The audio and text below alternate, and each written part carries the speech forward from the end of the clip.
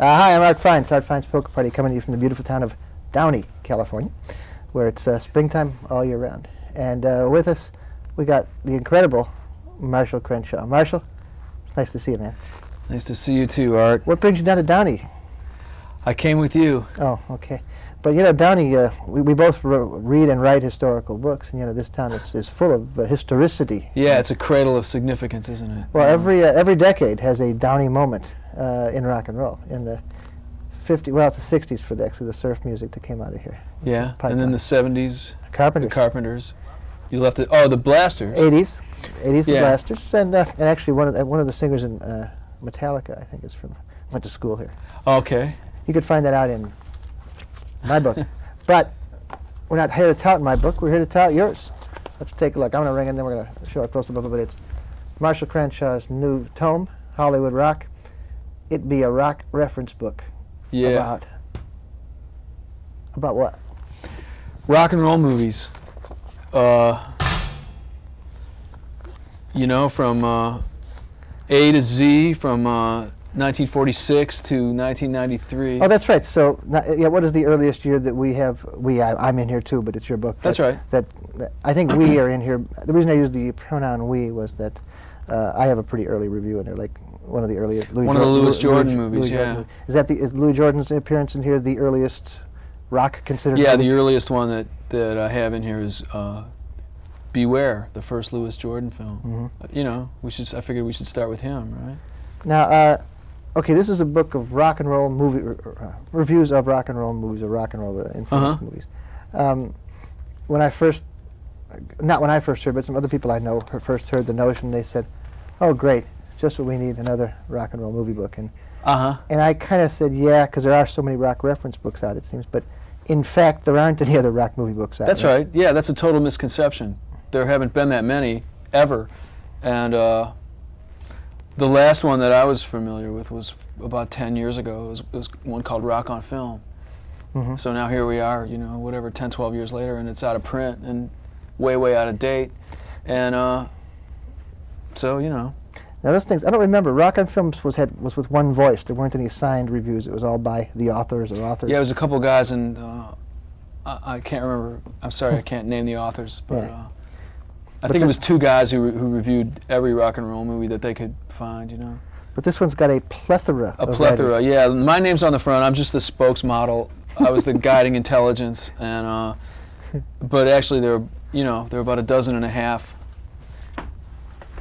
different people who contributed, you know, who did research and wrote reviews, and I describe this our brain trust group as a mixture of hacks and bards. You know, meaning that quite a few of them are professional film critics and rock critics, and then there are a couple guys, myself and Ben Vaughn, one or two others who are like singer-songwriter rock fan types. So it's hacks and bards. Oh, I get it. Let's get up to date on you, the musician, for a minute. You had a record out through MCA a couple of years ago. Yeah, about 3 years ago. That long? Yes, it came out in spring of '91. Because I remember when you were recording it, and I stopped in a recording session, and I was able to find the recording studio, yet, conversely, during that same couple of weeks, you were supposed to find our TV show, and you missed it. I know. You kept going. God, I was so angry. Man, I mean, I was just driving and cursing. You were supposed to go to Eagle Rock, and you ended up in Fullerton. Yeah, you know, halfway to Mexico. Tijuana, whatever, you know. I just like got totally befuddled, you know, the freeways. I will say that in your absence, I have two shows that are like Sans Marshall. Where there's a seat for you and everything. Oh, yeah. Where me and Peter Holstapple did one, and me and a couple other guys did another. I remember, well, now the first time I didn't show up, I went down to San Diego to buy a Mosrite double neck guitar, like the one Larry Collins plays, you know. And I drove down there, and I bought the guitar from this old man who was a movie theater projectionist. Wow. And his hobby... Just how do you find old movie projectionists who have double-neck nose? Well, the guy who hooked me up with him was a guy who was into collecting Mosrite guitars, and then this other guy in San Diego, this old man, he had been a friend of Semmy Mosley's, and wow. You know. So anyway, I drove. Semmy Mosley being the guy who built the guitars, yeah. So I drove down there. I bought the guitar. I made every attempt to get to my show. I did, and I don't know, I just kind of missed it. But you got the guitar. I'm here now. But you got the guitar. I didn't keep it very long. It was one of the worst guitars I ever had. it was a dog from hell. You got to have four hands. I mean, how are you going to play with it? It's got two necks. You have to have another person behind you fretting. Yeah, I paid a lot of money for it too, so it was a big disappointment. But then I missed your show too. Geez. And I guess then you fobbed it off on some sucker. Is that what you're saying? You don't have it anymore. No, I don't. I was lucky. I was able to unload it. I can't remember who I sold it to. Mm-hmm. All right. Well, that's the story of your appearances and non-appearances on this show. And that's right. It's great having. I say it's actually great having you here, and it's great not having you here because those other shows were real good, anyways. Because the one me and Hope. I saw the one with Peter Holsapple. Just you and Peter, and that was a good show. So actually, it's the very idea of you makes a show good, regardless of whether you show up. Great. So it's kind of a cool thing. So you're kind of a talisman or something like that. Good luck charm. By the way, speaking of the musical thing, though, before we get back to the Hollywood rock, so I talked to you. You're always playing around the country. You're always concertizing. You played McCabe's here in L.A. about a while ago. I mean, within 2 years ago, yeah. That long ago? I know. Time flies. Yeah. That was, I think, yeah, that was certainly my last visit to the West Coast. And you are preparing a live album for release. Right? I want to, you know. Yeah. I think it's a good idea. Mm-hmm. I dig live albums. I'm working on it. Hey, will it be up there with Otis Redding live at the Whiskey, like that? That kind of excitement? I hope so, yeah. It'll be good. We'll probably dub in some fake applause, actually. I think those Otis Redding's albums had fake applause, too, because I really love that one whole album, Otis Redding live at the Whiskey, and then I heard some other... I heard it in some of the same songs in different sequence on some other album of his, and I think it was live in Monterey or something like that. It sounded like it was the same take. Anyways, I guess that's the magic of studios. Okay, so back to the book, Hollywood Rock. It came out in '94. It's a groovy book on rock movies, which is a much needed thing because people never know where to refer. When they get in this, they're going to get a description of the plot and a bit of attitude or opinion, right, from the writer. Yeah. You know, it's information and opinion. Information with a spin. That's right. To get back to the issue of my music career for a moment. Sure. One of the reasons why I did this book, I did the book for let's say 4 reasons. Mm-hmm. Reason number 1, a friend of mine, who's a book packager in New York, asked me to do it. Mm-hmm. Reason number 2, I wasn't really doing anything else.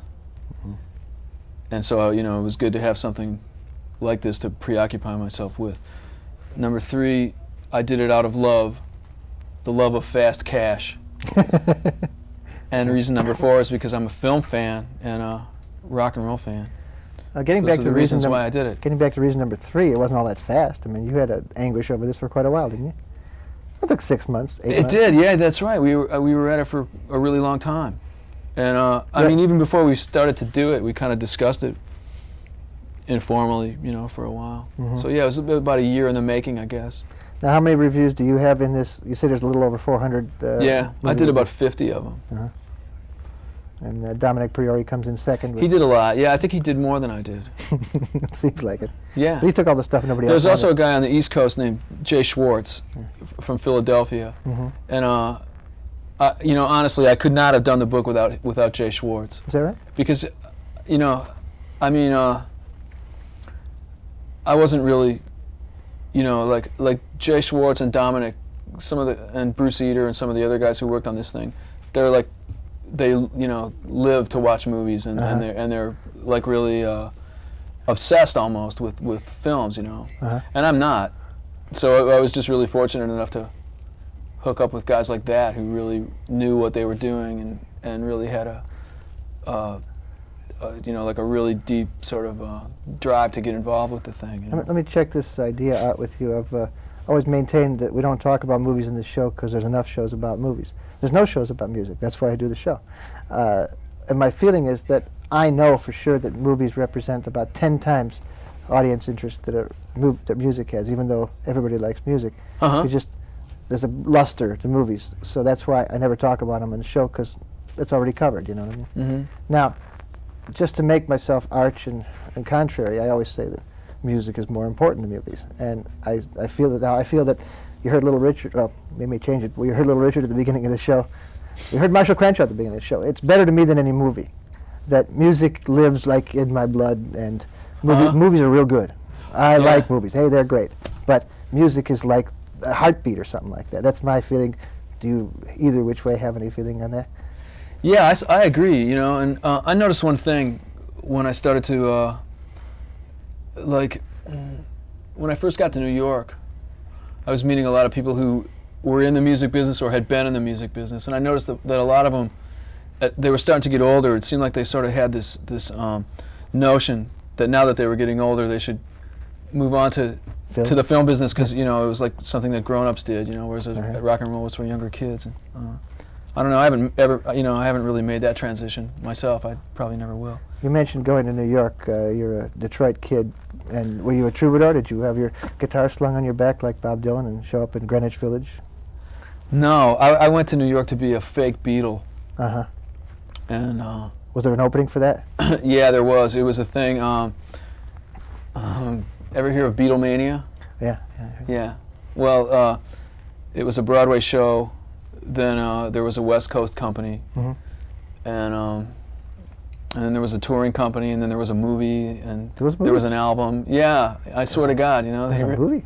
Is it in here? It's like a really, you know, it's a really hideous idea in the first place, and the first time I heard about it, I wanted to puke. But you know, I was kind of just scuffling around when I heard about Beetlemania.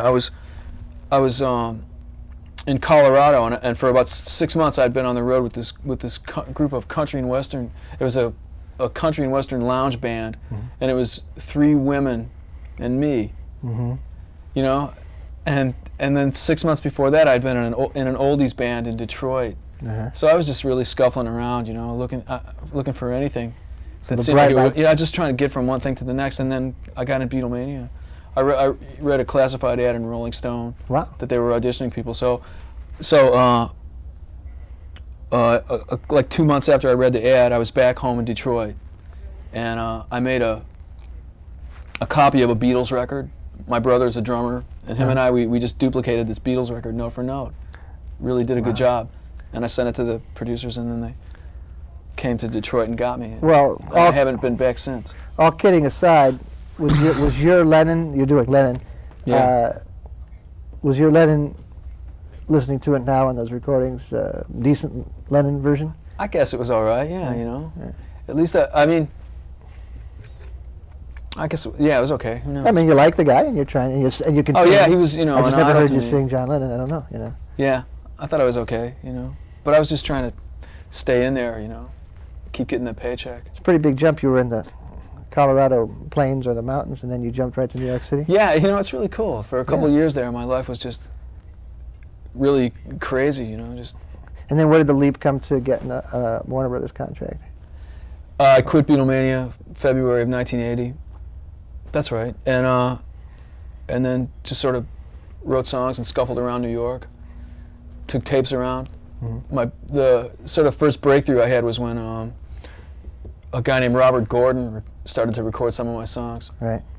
and it just sort of like developed from there, you know. And that substantial song from the Robert Gordon recording thing was what? He almost had a hit single with "Someday, Someway." A lot of people know the song. Everybody likes the song, but it wasn't quite a hit. No, it was a really big radio hit in New York for Robert, and then it started to climb a little bit on the, you know, it was they were going to work it to like CHR, you know, top 40, Mhm. and right when it got to be like about number 70 or something like that, his contract with RCA expired, and they asked him for a extension so they could work the record, and he just said forget it.